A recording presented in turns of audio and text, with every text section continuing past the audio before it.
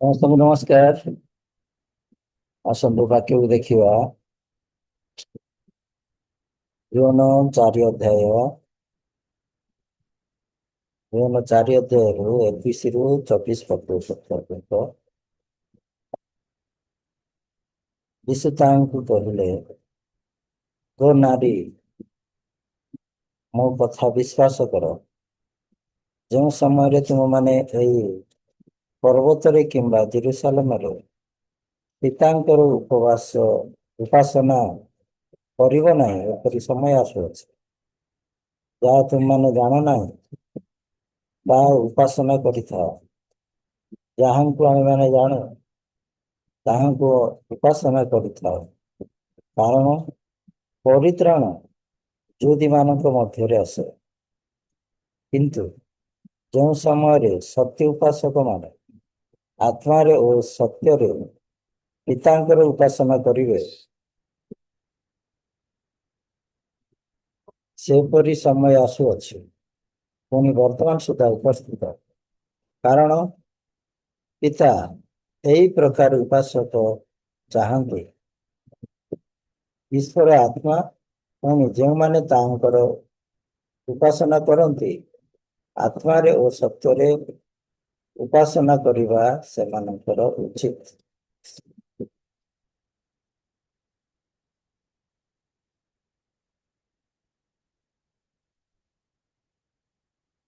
ଆମେ 24 ପଦ ପର୍ଯ୍ୟନ୍ତ ପଢିଲୁ।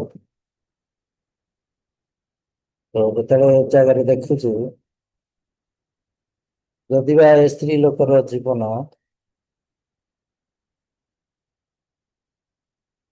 ବାକ୍ୟ ଶୁଣିଲା ପରେ ବାକ୍ୟ ପରି ବଞ୍ଚୁନାହାନ୍ତି, କିନ୍ତୁ ଯେତେବେଳେ ଯୀଶୁଙ୍କ ସହିତ କଥା ହଉଛନ୍ତି, ସେ ସମୟରେ ଯୀଶୁଙ୍କର ବାକ୍ୟ ନିଜର କରିପାରୁଛନ୍ତି। ଯଦି ଯୀଶୁ ଯାହା ବି କହୁଛନ୍ତି ବୁଝିପାରୁନାହାନ୍ତି, ଯୀଶୁଙ୍କୁ କହୁଛନ୍ତି ତମଟିର କ୍ୱାଲିଟି ନାହିଁ, ପାଣି ତ ଗଭୀର, ଆଉ ସେ ଜଳ ମିଳିବ କୋଉଠୁ, ଏମିତି ପଚାରୁଛନ୍ତି। କିନ୍ତୁ କହୁଛନ୍ତି ମତେ ଦିଅନ୍ତୁ, ଏମିତି ବି ଜଳ ଅଛି କି ଥରେ ପିଇଲେ କେବେ ବି ତୃଷା ତ ହବନି, କୃଷି ତ ହବା ନାହିଁ ବି, ମତେ ଦିଅନ୍ତୁ। ଆଉ ଏତେ ଦୂର ଆସିବା ପାଇଁ ମୁଁ ଚାହୁଁନାହିଁ ବୋଲି। ଯେତେବେଳେ ସବୁ ଶୁଣୁଛି ସେ ସମୟରେ ଯୀଶୁ ମତେ ଜାଣିଛନ୍ତି, ଏପରି ତା ହୃଦୟ ଭିତରେ ପାଉଛି। ସତରେ ଯେତେବେଳେ ପାଉଲଙ୍କ ବିଷୟରେ ମଧ୍ୟ ଆମେ ଚିନ୍ତା କରିବା, ପାଉଲ ସେ ଖ୍ରୀଷ୍ଟିଆନ ମାନଙ୍କୁ ଧରିକି ଅତ୍ୟାଚାର କଲା, ଘୋଷାଡ଼ି ଘୋଷାଡ଼ି ଆଣି ଜେଲରେ ସମର୍ପଣ କଲା। ଆଉ ତାଙ୍କ ହୃଦୟରେ କେମିତି ଥିଲା? ଯୀଶୁ ଉଠି ନାହାନ୍ତି, ଯୀଶୁ ପୁନର୍ଜୀବିତ ହୋଇନାହାନ୍ତି, ଯୀଶୁ ମଲେ କିନ୍ତୁ ଆଉ ଉଠିଲେ।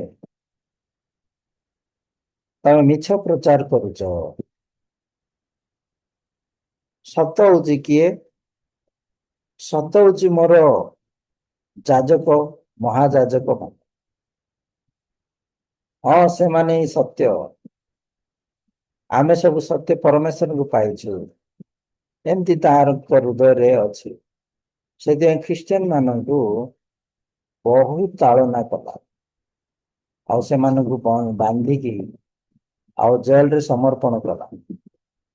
ଆଉ ସତରେ ଏପରି ଜୀବନ ଯେତେବେଳେ ବଞ୍ଚୁଥିବେ, ଦିନେ ଯେତେବେଳେ ଦମେଶକକୁ ଯାଉଛନ୍ତି, ସେ ସମୟରେ ଖ୍ରୀଷ୍ଟ ତାଙ୍କୁ ଭେଟୁଛନ୍ତି।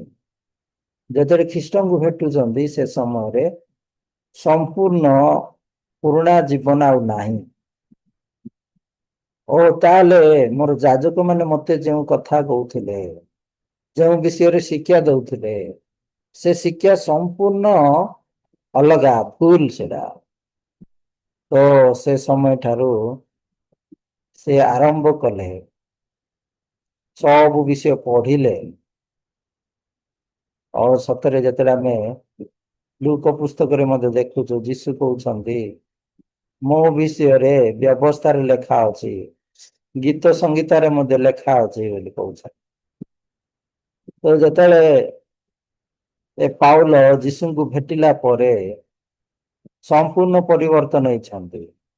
ତାଙ୍କ ଭିତରେ ଯେଉଁ ପୁରୁଣା ବିଶ୍ୱାସ ଥିଲା, ସେଇ ବିଶ୍ୱାସ ଭୁଲ ଅଟେ ଏପରି ସେ ତାଙ୍କ ହୃଦୟ ଭିତରେ ପାଇପାରିଲେ।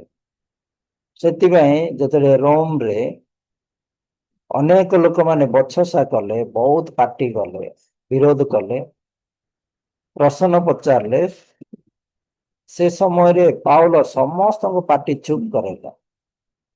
ସମସ୍ତଙ୍କୁ ଉତ୍ତର ଦେଇକି ପାଟି ଚୁପ୍ କରେଇଲା। ତ ସତରେ ପାଉଲ ଯଦି ଆଜି ଯୀଶୁଙ୍କ ପୁନରୁତ୍ଥାନ ବିଷୟ ବାଇବେଲରେ ଉଲ୍ଲେଖ କରିନଥାନ୍ତେ, ଦେଇନଥାନ୍ତେ, ତାହେଲେ ମୁଁ ମଧ୍ୟ ଯୀଶୁଙ୍କ ପୁନରୁତ୍ଥାନ ଦ୍ୱାରା ମତେ କଣ କରିଛନ୍ତି, କଣ କରାଯାଇଛି, ସେ ବିଷୟ ମୁଁ ପାଇପାରିନଥାନ୍ତି। ତ ପାଉଲ ମୋ ନିମନ୍ତେ ରୋମିଓ 4:25 ଲେଖିଛନ୍ତି। ଆଉ ସେ 4 ଅବ୍ରାହମ ବିଷୟ, ସାରାଙ୍କ ବିଷୟ ଲେଖିଛନ୍ତି ସତ, କିନ୍ତୁ ପାଉଲ କଣ କହୁଛନ୍ତି ଜାଣିଛନ୍ତି? କେବଳ ଅବ୍ରାହମ ଧାର୍ମିକ ହେଲେ ସେମିତି ନାହିଁ, ଆମେ ମଧ୍ୟ ଧାର୍ମିକ ଗଣନା କରାଯାଇଛୁ। କେମିତି? ଯୀଶୁ ପୁନର୍ଜୀବିତ ହେଇକି।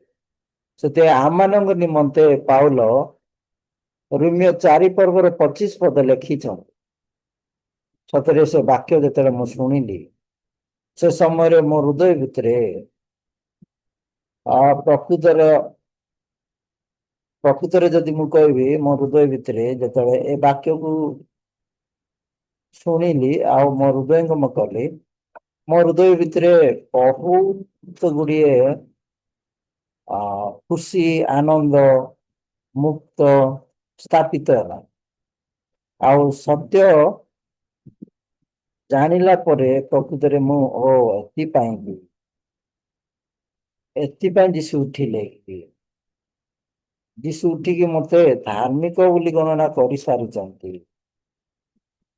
ତ ଯେତେବେଳେ ଏ ବାକ୍ୟକୁ ମୁଁ ଶୁଣିଲି, ସେ ସମୟରେ ମୋ ହୃଦୟ ଭିତରେ ଯେଉଁ ପାପ ଥିଲା, ମୋ ହୃଦୟ ଭିତରେ ଯେଉଁ ଅନ୍ଧକାର ଥିଲା, ମୋ ହୃଦୟ ଭିତରେ ଅସ୍ପଷ୍ଟତା, ବିଶ୍ୱାସ ଯେଉଁ ଥିଲା, ସେ ସବୁ ଉଭେଇଗଲା, ରହିଲାନି ଆଉ। ସେଥିପାଇଁ ଯେତେବେଳେ ଦେଖୁଛୁ ଆମେ, ସତରେ ସେ ଦିନ ତମେ ସବୁ ଯଦି ପାଉଲ ଯାଇନଥାନ୍ତେ, ଯୀଶୁଙ୍କୁ ଯଦି ତାଙ୍କୁ ଭେଟି ନଥାନ୍ତେ, ତାହେଲେ ମୁଁ ଆଜି ଅବିଶ୍ୱାସରେ ରହିଥାନ୍ତି, ପାପୀ ହେଇକି ରହିଥାନ୍ତି। ଆଉ ଯୀଶୁ ପୁନରୁତ୍ଥାନ ବିଷୟରେ ଅସ୍ପଷ୍ଟତା ହୋଇ ରହିଥାନ୍ତା ମୋ ହୃଦୟରେ। କିନ୍ତୁ ଯେତେବେଳେ ଆମେ ଦେଖୁଛୁ ରୋମିଓ 4:22 ଯଦି ଦେଖିବା, ସେଠି ଏପରି ଲେଖାଯାଏ, ଏଥିପାଇଁ ମଧ୍ୟ ଏହା ତାଙ୍କ ପକ୍ଷରେ ଧାର୍ମିକତା ବୋଲି ଗଣିତ ହେଲା। 23 ତାଙ୍କ ପକ୍ଷରେ ଯେ ଗଣିତ ହେଲା, ଏହା କେବଳ ତାଙ୍କ ନିମନ୍ତେ ଲିଖିତ ହୋଇ ନାହିଁ। ତ କେବଳ ଅବ୍ରାହମଙ୍କ ପାଇଁ ନୁହେଁ, ଯେତେବେଳେ 24 ଦେଖୁଛୁ, ସେଠି ଆମମାନଙ୍କ ନିମନ୍ତେ ମଧ୍ୟ ଲେଖା ହୋଇଅଛି ବୋଲି ଲେଖା ଅଛି। ମାତ୍ର ଆମମାନଙ୍କ ନିମନ୍ତେ ମଧ୍ୟ ଲେଖା ହୋଇଅଛି।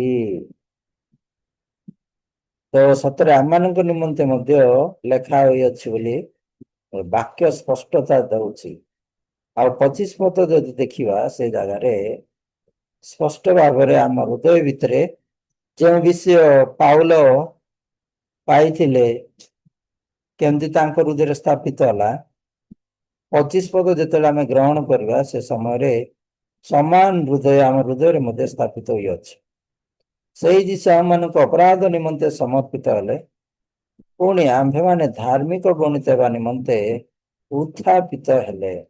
ଏ ଜାଗାରେ ଯୀଶୁ ସ୍ପଷ୍ଟ ଭାବରେ କହୁଛନ୍ତି, ଦେଖ ତମେ କେତେ ପ୍ରାର୍ଥନା କରୁଛ, ଚର୍ଚ୍ଚକୁ ଯାଉଛ, ବାକ୍ୟ ଶୁଣୁଛ, କିନ୍ତୁ କେବେ ମଧ୍ୟ ତମେ ଧାର୍ମିକ ଗଣିତ ହୋଇପାରୁନ। ଆଜି ମୋତେ ସକାଳେ ଜଣଙ୍କ ସହିତ ମୁଁ କଥା ହେଲି, କଟକର, ସିଏ ଆମର ତୁରୁକୁ ଆଜ୍ଞାଙ୍କର ମଣ୍ଡଳୀ ଗୋଟେ କହୁଥିଲେ, ତୁରୁକୁ ଆଜ୍ଞାଙ୍କର ମୁଁ ସବୁବେଳେ ଶୁଣୁଛି। ମୁଁ କହିଲି ବହୁତ ଧନ୍ୟବାଦ, ସେମିତି ଶୁଣନ୍ତୁ। ସେ ମତେ ପଚାରିଲେ ତ ଆପଣ ମିଛ ପ୍ରଚାର କରୁଛନ୍ତି ବୋଲି ମତେ ପଚାର। ମୁଁ କହିଲି ଠିକ ଅଛି, ଆପଣ ମତେ ଏମିତି କହିଥିବାରୁ ବହୁତ ଧନ୍ୟବାଦ। କିନ୍ତୁ ଆସନ୍ତୁ କଥା ହବା। ମୁଁ କଣ ମିଛ ପ୍ରଚାର କରୁଛି ଆପଣ ନିଜେ କହିବେ। ତ ମିଛ କୋଉଟା ଆମେ ବାଇବେଲ ଦ୍ଵାରା ସମାଧାନ ହବା। ତ ତାଙ୍କେ କହିଲେ କି ମନ ପରିବର୍ତ୍ତନ ଆପଣ କରିନାହାନ୍ତି। ଆଉ ମନ ପରିବର୍ତ୍ତନ କଲେ ହିଁ ଆପଣ ସ୍ବର୍ଗକୁ ଯିବେ, ନହେଲେ ନର୍କକୁ ଯିବେ ବୋଲି କହୁଥିଲେ। ଆଉ ମତେ କଣ କହୁଥିଲେ, ତ ମନୁଷ୍ୟ କେବେ ମଧ୍ୟ ଧାର୍ମିକ ହେଇପାରିବ। ମନୁଷ୍ୟ କେତେ କଣ କଲେ ବି ପବିତ୍ର ହେଇପାରିବ। ତ ମୁଁ ତାଙ୍କୁ କହିଲି ଠିକ ଅଛି, ଆପଣ ଯୋଉଟା କହୁଛନ୍ତି ସତ କହୁଛନ୍ତି। ମନୁଷ୍ୟ ତାର ଚେଷ୍ଟାରେ କେବେ ବି ପବିତ୍ର ବା ଧାର୍ମିକ ହେଇପାରିବ ନାହିଁ। ହେବା ଅସମ୍ଭବ ମଧ୍ୟ। ପରମେଶ୍ୱରଙ୍କ ପାଇଁ ଏମିତି କୌଣସି ବିଷୟ ଅଛି କି ଅସମ୍ଭବ? ତାଙ୍କେ କହିଲେ ନାହିଁ। ଯଦି ନାହିଁ କଣ ପାଇଁ ଆପଣ ହେଇପାରିବେ ନାହିଁ? ଆପଣ ଯେଉଁ ପରମେଶ୍ୱରଙ୍କୁ ବିଶ୍ୱାସ କରୁଛନ୍ତି, ସେ ପରମେଶ୍ୱରଙ୍କର କଣ ଶକ୍ତି ନାହିଁ? ସେ ପରମେଶ୍ୱରଙ୍କର ପାଖରେ କଣ ଆ ସେ ବଳ ନାହିଁ କି? ସେ ପରମେଶ୍ୱର କଣ ଆପଣଙ୍କୁ ଆ ପାପରୁ ଧାର୍ମିକ କରିପାରିବାର ଶକ୍ତି ନାହିଁ କି? ଆପଣ ସେ ପରମେଶ୍ୱରଙ୍କୁ ଭେଟି ନାହାନ୍ତି କି ଯୋଉ ପରମେଶ୍ୱର ଧାର୍ମିକ ବୋଲି ଗଣନା କରିସାରିଛନ୍ତି। ମୁଁ କହିଲି ଆପଣ ବାଇବେଲ ପଢୁଛନ୍ତି? ହଁ ମୁଁ ପଢୁଛି। ବାଇବେଲ ପଢୁଛନ୍ତି କଣ ପାଇଁ ଆପଣ ପାଇ ପାରୁନାହାନ୍ତି? ବାଇବେଲ କଣ କୁହେ? ଆମେ ପାପୀ ବୋଲି କୁହେ ନା ଯୀଶୁଙ୍କ ରକ୍ତରେ ଆମେ ପବିତ୍ରୀଭୂତ ହୋଇଅଛୁ ବୋଲି କୁହେ? ତ ସେ ଲୋକ କହିଲେ ନାଇଁ, ମନ ପରିବର୍ତ୍ତନ ନ କଲେ ସ୍ୱର୍ଗକୁ ଯିବ ନାହିଁ। ମୁଁ ପଚାରିଲି ତାଙ୍କୁ ମନ ପରିବର୍ତ୍ତନ ମାନେ କଣ? ଚର୍ଚ୍ଚ ଯିବା, ପ୍ରଭୁଙ୍କର ଆରାଧନା କରିବା, ବାଇବେଲ ପଢିବା। ଆଉ ଏ ଜଗତର ଜଗତରେ ଯେତେବେଳେ ବଞ୍ଚୁଛୁ, ସେ ସମୟରେ ପୁରା ପବିତ୍ର ଭାବରେ ବଞ୍ଚିବାଟା। ମୁଁ ଆପଣଙ୍କୁ କଣ ପଚାରିଲି, ଆପଣ ମତେ କଣ ଉତ୍ତର ଦଉଛନ୍ତି ବୋଲି କହିଲେ? ମନ ପରିବର୍ତ୍ତନ ମାନେ ଏହା ନୁହେଁ। ମନ ପରିବର୍ତ୍ତନ ମାନେ ଯେଉଁ ଜାଗାରୁ ମୋର ରାସ୍ତା ଅଲଗା, କେଉଁଠାରୁ ପରମେଶ୍ୱରଙ୍କ ଠାରୁ ଅଲଗା, କେବେ ପରମେଶ୍ୱରଙ୍କ ଠାରୁ ଦୂରେଇ ଯାଇଛି, ସେ ଜାଗାକୁ ଫେରିବାଟା, ସେ ବିଷୟକୁ ହୃଦୟରେ ହୃଦୟଙ୍ଗମ କରିବା, ଏଇଟା ହଉଛି ମନ ପରିବର୍ତ୍ତନ। ତ କାଟିଦେଲା ସେ ଲୋକ। ତ ସତରେ ଲୋକମାନେ ଆଜି ନିଜେ ପାପୀ କି ଅଛନ୍ତି, ପବିତ୍ର ମୁଁ କହିପାରିବି ନାହିଁ କହୁଛନ୍ତି, ମୁଁ ଧାର୍ମିକ ନୁହେଁ କହୁଛନ୍ତି। କିନ୍ତୁ ସେମାନେ ଧାର୍ମିକ ହେବା ପାଇଁ ଚେଷ୍ଟା କରୁଛନ୍ତି। ପାପ ନ କରିକି ବଞ୍ଚିବା ପାଇଁ ଚାହୁଁଛନ୍ତି। ଯୋଉମାନେ ପାପୀ ହେଇକି ଅଛନ୍ତି, ଆଉ ପାପ ନ କରିବା ପାଇଁ ଚେଷ୍ଟା କରୁଛନ୍ତି, ହବ କି? ଯେମିତିକି ଜଣେ ଗଭୀର ପାଣିରେ ବୁଡି ଯାଇଛି, ତାକୁ ପାଣିରେ ପହଁରିବା ପାଇଁ ଜଣା ନାହିଁ। ତ ସିଏ ଯେତେ ଚେଷ୍ଟା କଲେ ବାହାରି ପାରିବ କି? କେବେ ବି ନାହିଁ, ଅସମ୍ଭବ। ପ୍ରଥମରେ ପାଣିରେ ପହଁରିବା ପାଇଁ ତାକୁ ଜଣା ନାହିଁ। ଦ୍ଵିତୀୟରେ କେମିତି ବାହାରିବା ପାଇଁ ଜଣା ନାହିଁ। କିନ୍ତୁ ସେ ଚେଷ୍ଟା କରୁଛି, ହବ ନା? ସେମିତି ଲୋକେ ପାପରେ ଅଛନ୍ତି, କିନ୍ତୁ ପାପ ନ କରିବା ପାଇଁ ଚେଷ୍ଟା ଚଲେଇଛନ୍ତି। ପାପରେ ଥାଇକି ସେମାନେ ପ୍ରାର୍ଥନା କରୁଛନ୍ତି। ପାପରେ ଥାଇକି ସେମାନେ ଆରାଧନା କରୁଛନ୍ତି, ଦାନ ଦଉଛନ୍ତି, ଉପବାସ କରୁଛନ୍ତି, ସଭାକୁ ଯାଉଛନ୍ତି। ଯେମିତିକି କାଦୁଅ ଭିତରେ ଥାଇକି ଗୋଡ ଗୋଟେ ବାହାର କରିକି ପାଣି ଧୋଇବା, ଆର ଗୋଡ ଧୋଇଲା ବେଳକୁ କଣ କରିବ ତମେ? ସେମିତି ସେ କାଦୁଅରେ ଧୋଇଥିବା ଧୋଇଥିବା ଗୋଡ ଆଉ ଥରେ କାଦୁଅରେ ବୁଡଉଛନ୍ତି। ହଁ ଆଉ ଥରେ ଆଉ ଗୋଟେ ଗୋଡ ଧଉଛନ୍ତି, ଆଉ ଗୋଟେ ଧୋଇଲା ବେଳକୁ ଆଉ ଗୋଟେ ଗୋଡ କୋଉଠି ଅଛି ସିଏ, ସେ କାଦୁଅ ଭିତରେ ହିଁ ଅଛି। ଏମିତିକା ଲାଇଫ ସେମାନେ ବଞ୍ଚିଛନ୍ତି। କିନ୍ତୁ ଯିଏ ମୁଁ ପବିତ୍ର ହେଲି, ମୁଁ ଅନୁଗ୍ରହ ପାଇଲି, ମୁଁ ଧାର୍ମିକ ହେଲି, ଆଉ ଯେମିତି କି ପାଉଲ ଆମମାନଙ୍କ ନିମନ୍ତେ, ଆମ ସମସ୍ତଙ୍କ ନିମନ୍ତେ ରୋମିଓ 4:25 ଦେଇଛନ୍ତି। ଆଉ ଏ ପଦ ଦ୍ଵାରା, ଏ ବାକ୍ୟ ଦ୍ଵାରା ଆମେ ଧାର୍ମିକ ବୋଲି ହୃଦୟରେ ହୃଦୟଙ୍ଗମ କଲା ପରେ ବିଶ୍ୱାସକୁ ପାଇଲୁ ଯେ ଆମେ ଧାର୍ମିକ। ସେ ସମୟରେ ଯେ ପାପରେ ଅଛି, ଯେ କାଦରେ ଅଛି, ତାକୁ ଆମକୁ କହୁଛି ଯେ ହଁ ତୁ ଧାର୍ମିକ, ତୁ ଭଣ୍ଡ। କିନ୍ତୁ ସେ କାଦୁରେ ଥାଇକି ସେ ପାଦ ଧୋଉଛି। ପାଦ ଧୋଇଲା, ଗୋଡ ଧୋଇଲା ପରେ ପରିଷ୍କାର ଜାଗାରେ ରହିବା ଦରକାର ନା। କିନ୍ତୁ ସେ ଯେଉଁ ଜାଗାରେ ଅଛି ଚାରିଆଡେ କେବଳ କାଦୁଅ ହୁଏ, କାଦୁଅ। ତାହେଲେ କେତେ ଥର କେତେ ଥର ସେ ପାଦ ଧୋଇଲେ ବି, ଗୋଡ ଧୋଇଲେ ବି କୋଉଠି ରଖିବ ତାର ପାଦ? କାଦୁଅ ଭିତରେ। ସେମିତି ପାପରେ ଥାଇକି ପାପ ନ କରିକି ବଞ୍ଚିବା ପାଇଁ ଚେଷ୍ଟା କରୁଛନ୍ତି, ଓଲଟା ଲାଇଫ ଏଟା। ଆଉ ବିଶ୍ୱାସରେ ବଞ୍ଚିବା ପାଇଁ ଚାହୁଁଛନ୍ତି, କିନ୍ତୁ ବାଇବେଲ କେବେ ବି କହିନାହିଁ କି ପାପୀ ବିଶ୍ୱାସରେ ବଞ୍ଚିବ। ବାଇବେଲ କହିଛି କି ଧାର୍ମିକ ବିଶ୍ୱାସ ଦ୍ଵାରା ବଞ୍ଚିବ। ଆଉ ସତରେ ଆଜି ଯେତେବେଳେ ସେ ଲୋକ ସହିତ ମୁଁ କଥା ହେଲି, ଏତେ ଆଁ କଣ କହିବେ ସେ, ଆଉ ଦୟନୀୟ ଲାଗିଲା। ପ୍ରକୃତରେ ସେ ଦୟନୀୟ, କିନ୍ତୁ ମୁଁ ଦୟନୀୟ ବୋଲି ସେ ପାଉନାହିଁ।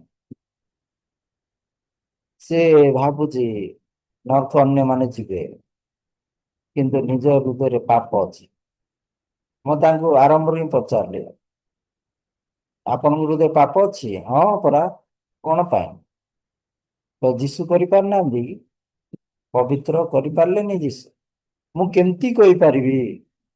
ମୁଁ ଜଗତରେ ପୁରା ଅଛି, ପ୍ରତ୍ୟେକ ଦିନ ମୁଁ ପାପ କରୁଛି। କଲି କଣ ଯୀଶୁ ପ୍ରତ୍ୟେକ ଦିନ ପାପ କର ବୋଲି ବିଷୟରେ ମରିଛନ୍ତି କି? ତ ସେ ମତେ କଣ କହିଲା, ମୁଁ କେମିତି କହିପାରିବି ଯେ ମୁଁ ପାପି ନାହିଁ?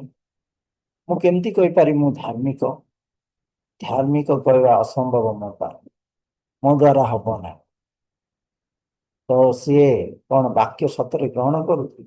ଏ ସ୍ତ୍ରୀ ଲୋକ ମଧ୍ୟ ଚର୍ଚ୍ଚକୁ ଯାଉଛି, ଜେରୁସାଲେମ ମନ୍ଦିରକୁ ଯାଉଛି, ଉପାସନାକୁ ଯାଉଛି, ଫେରୁଛି, କିନ୍ତୁ ତାଙ୍କର ଜୀବନ ଯଦି ଦେଖିବା, ସେ ଜୀବନ କେବେ ମଧ୍ୟ ପରମେଶ୍ୱର ସହିତ ସମ୍ପର୍କ ନଥିବା ଜୀବନ ବଞ୍ଚୁଛି। ସେ ଜଗତରେ ଥିବା ସ୍ୱାମୀ ମାନଙ୍କ ଦ୍ଵାରା ଖୁସି ହେବା ପାଇଁ ଚାହୁଁଛି, ଭଲରେ ବଞ୍ଚିବା ପାଇଁ ଚାହୁଁଛି, କିନ୍ତୁ ଯେତେବେଳେ ଯୀଶୁଙ୍କୁ ଭେଟୁଛି ସେ ସମୟରେ ସେ ପାଉଛି। ଆଜି ପର୍ଯ୍ୟନ୍ତ ଯେତିକି ଜଣଙ୍କୁ ମୁଁ ଭେଟିଲି ସ୍ୱାମୀ, ଆଉ ଏମାନଙ୍କ ଦ୍ଵାରା ମୁଁ ଖୁସି ରହିବି ବୋଲି, ଏମାନଙ୍କ ଦ୍ଵାରା ମୁଁ ମୁକ୍ତରେ ବଞ୍ଚିବି ବୋଲି, କିନ୍ତୁ ପ୍ରକୃତ ମୁକ୍ତ, ପ୍ରକୃତ ସ୍ୱାମୀ ହଉଛନ୍ତି ଯିଏକି ଯୀଶୁ ଖ୍ରୀଷ୍ଟ। ତ ବର୍ତ୍ତମାନ ତାର ହୃଦୟ ଭିତରେ ପ୍ରକୃତ ସ୍ୱାମୀ ଜାଗାରେ ବା ପ୍ରକୃତ ସ୍ୱାମୀ ପାଇକି ସେ ମୁକ୍ତ ଭାବରେ ବଞ୍ଚୁଛନ୍ତି। ବର୍ତ୍ତମାନ ଏ ସ୍ତ୍ରୀ ଲୋକ ଏ ଜଗତ ଠାରୁ ଅଲଗା ଜୀବନ ବଞ୍ଚୁଛି। ସେ ଯୀଶୁଙ୍କୁ ଭେଟିଲା ପରେ ସେ ଧାଇଁକି ଯାଉଛି ଗାଁ ଆଡକୁ ହାଣ୍ଡି ଫିଙ୍ଗିକି, ଆସ ସେ ମସିହ ବୋଧେ, ମୋ ବିଷୟରେ ସବୁ କହୁଛନ୍ତି। ଲୋକମାନେ ଜମା ହଉଛନ୍ତି, ଦି ଦିନ ସେଠି ଯୀଶୁ ରହିକି ପ୍ରଚାର କରୁଛନ୍ତି, ଅନେକ ପରିତ୍ରାଣ ପାଉଛନ୍ତି, ଆଉ ଯୀଶୁଙ୍କର ଠାରେ ବିଶ୍ୱାସ କରୁଛନ୍ତି। ଆଉ ସତରେ ଏ ସ୍ତ୍ରୀ ଲୋକ ଯୀଶୁଙ୍କୁ ଭେଟିବା ପୂର୍ବରୁ ଯୀଶୁଙ୍କୁ ଭେଟିଲା ପରେ ସମ୍ପୂର୍ଣ୍ଣ ପରିବର୍ତ୍ତନ ଜୀବନ ବଞ୍ଚୁଛି। ଆମେ ମଧ୍ୟ ଏ ଯୋଉ 25 ପଦ ଆମମାନଙ୍କ ନିମନ୍ତେ ପାଉଲ ଲେଖିଛନ୍ତି, ଏ 25 ପଦ ମୁଁ ପାଇବା ପୂର୍ବରୁ, 25 ପଦ ପାଇଗଲା ପରେ ପରିବର୍ତ୍ତନ ଅଛି। ଏ ସ୍ତ୍ରୀ ଲୋକ କହୁଛି ମୁଁ, ଏ 25 ପଦରେ ମତେ ପ୍ରଭୁ କଣ କରୁଛନ୍ତି? ଯୀଶୁଙ୍କୁ ଉଠେଇକି, ଯୀଶୁଙ୍କୁ ପୁନର୍ଜୀବିତ କରିକି ମତେ ଧାର୍ମିକ ବୋଲି ଗଣନା କରୁଛନ୍ତି। ସତରେ ଯେତେବେଳେ ଯୀଶୁଙ୍କର ପୁନରୁତ୍ଥାନ ମୋ ନିଜର କଲି, ସେ ସମୟରେ ମୁଁ ଧାର୍ମିକ ବୋଲି विश्वास को पाइले से समय ठारू आज पर्यंत आम हृदय भितर मु पापी बोली आउ आसी ना यदि चिंता अनेक आसुची किंतु एमती कौन सी चिंता नहीं जहाँकि मु पापी बोली स्ट्रंग रे देखी पारुची किंतु जो वाक्य परमेश्वर मत देइचंती चलते आ गोटे थर पढ़ा आम रोमियो 4:25 से जीशु आम मान अपराध निमंते समर्पित हेले पुणी आंभे माने धार्मिक गणित हेबा निमंते उत्थापित हेले एडी जीशु मोर अपराध निमंते समर्पित हेले आउ मते धार्मिक बोली गणना करबा निमंते उत्थापित हेले तो जीशु आज उत्थापित हो सारी जीशु उत्थापित हबार कारण कौन पे हबार थिला एटी गोटे वाक्य अच्छी देखंतु हेबा निमंते निमंते बोली गोटे वाक्य अच्छी तो जो आम देखुचे जगार धार्मिक गणित हेबा निमंते उत्थापित हेले जीशु उत्थापित हबार कारण आम समस्त को धार्मिक बोली गणना करवा से जीशु कहते तम मानकर अपराध निमंते मु समर्पित हेली आती नुहे मु तम मान समस्त को धार्मिक हेबा निमंते उत्थापित हेली ताले जीशु उत्थापित होती से आम धार्मिक बोली गणना करा जाई सारिछु ताले आमे किए पापी की तो जीशु द्वारा धार्मिक गणना हो सारिछु आदम द्वारा पापी होइथिलु किंतु जीशु द्वारा धार्मिक बोली गणना करा जाई सर रोमियो 5 देखिवा चलंतु 18 पद रोमियो 5:18 पद अतएव जनकर अपराधर फल स्वरूपे जेपरि समस्त मनुष्य प्रति दंडाज्ञा घटिला सेहीपरि मध्य जनकर धार्मिकतार कर्मर फल स्वरूपे समस्त मनुष्य प्रति जीवनदायक धार्मिक गणना घटिला ग्रामर देखंतु आपण माने खुशी हेबे ग्रामर जदि आपण देखिबे ताले खुशी हेबे वर्तमान आपण किए एटी लिखा जायछि जणे अपराध जेतले कले आदम तार फल स्वरूप आमे समस्त प्रति दंडाज्ञा घटिला पापी हेलु मृत्यु हेलु सेहीपरि मध्य जनकर धार्मिकतार कर्म लिखाई जीशुंकर विषय लिखाई जीशुंकर विषय लिखाई जनकर धार्मिकतार कर्मर स्वरूपे समस्त लोकों प्रति जीवनदायक धार्मिक गणना घटिला लिखाई पापी गणना घटिला लिखाई ना धार्मिक गणना घटिला जीशु पुनर्जीवित ही आम समस्त को कौन बोली घटैले जीवनदायक धार्मिक गणना घटिला घटैले परमेश्वर आमको कौन बोली देखुचंदी धार्मिक परमेश्वर किए परमेश्वर होचंदी सृष्टिकर्ता तो जीशु द्वारा आम को कौन करचंदी धार्मिक डाकुचंदी परमेश्वर जदि आपण को धार्मिक कहउचंदी ताले आपण धार्मिक परमेश्वर जदि आपण कहउचंदी पापी ताले आपण पापी ताले परमेश्वर ए जगह रे कौन बोली डाकुचंदी हमको धार्मिक कौन पाए तो जीशुंकर मृत्यु आ पुनरुत्थान द्वारा आम समस्त को धार्मिक बोली गणना कर सारी आमे आहरी पापी नुहे किंतु आमे समस्ते प्रभु द्वारा धार्मिक गणना करा जाइछ। ମୁଁ आशा करुछि आपण माने ए वाक्य द्वारा आज हृदय रे विश्वास को पाइबा। आसंत प्रार्थना करिया। प्रभु तुमको धन्यवाद दउछे समय पाए। हाँ प्रभु ए समरणीय स्त्री से जेरूशलेम मंदिर को जाउछि किंतु तांक लाइफ देखिले गोटे पर गोटे स्वामी परिवर्तन करुछि। जेतु जेरूशलेम मंदिर रे प्रभु नांती और वर्तमान प्रभु जीशुଙ୍କ रक्त द्वारा तांक मंदिर आम हृदय परिणत करछन्ति। प्रकृत रे आम हृदय होछि प्रभु तमर मंदिर। ସେଥିପାଇଁ तुमाने की जानो नहीं तुमाने ईश्वर मंदिर से मंदिर पवित्र आउ से मंदिर तुम माने बोले तमे कहूच प्रभु। वर्तमान आम हृदय भितर जीशुଙ୍କ रक्त द्वारा धौत कल जीशुଙ୍କ पुनरुत्थान द्वारा धार्मिक बोली गणना कल तो वर्तमान आम हृदय भितर प्रभु तमे वास कर धन्यवाद से गालातिया 2 पर्वर 20 पदर लेखा जाए मो ख्रीष्टଙ୍କ सहित क्रूसरे हत होई मु आ जीवित नुहे मात्र ख्रीष्ट मो ठारे जीवित अछंती। हाँ मु धार्मिक बोली जतरा हम ग्रहण कलु ए वाक्य आम हृदय भितर स्थापित होला से वाक्य होचंती ख्रीष्ट आम हृदय भितर ख्रीष्ट अछंती से धार्मिक गणना करी जायछि धार्मिक गणना करा जायछि।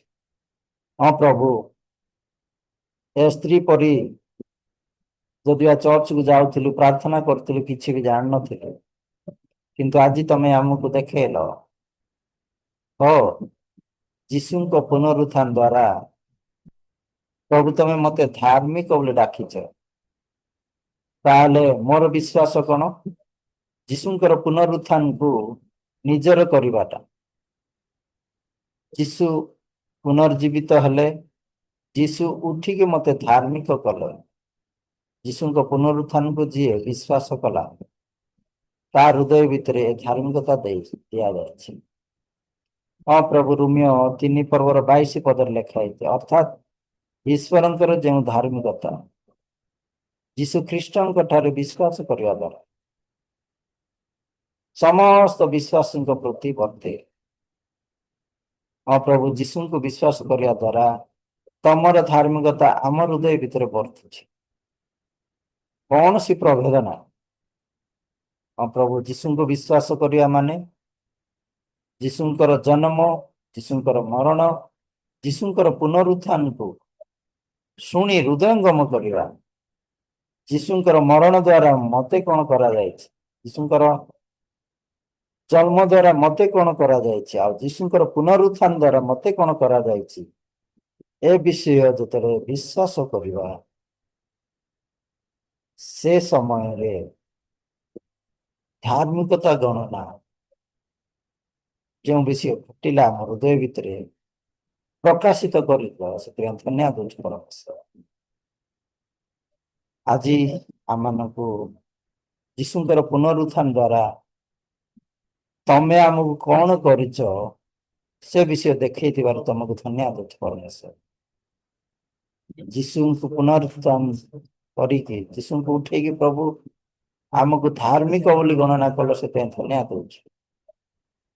हाँ परमेश्वर आगामी दिन मानक जेपरि आमे आउ जगत द्वारा जछा न जाओ से परि आम तमे व्यवहार कर अनुग्रह को दियो प्रभु जति आमे जोंडे शुणुछु आमर परिवार आम गाँव कौन सी व्यक्ति असुस्थतार अच्छा प्रभु आ तमे जाओ स्पर्श कर आउ सुस्थता दियो आउ से सत्य वाक्य को तमे दियो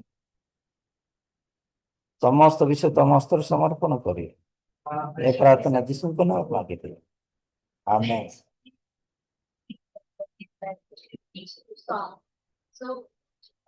She will say, "Hello, I want some cheese."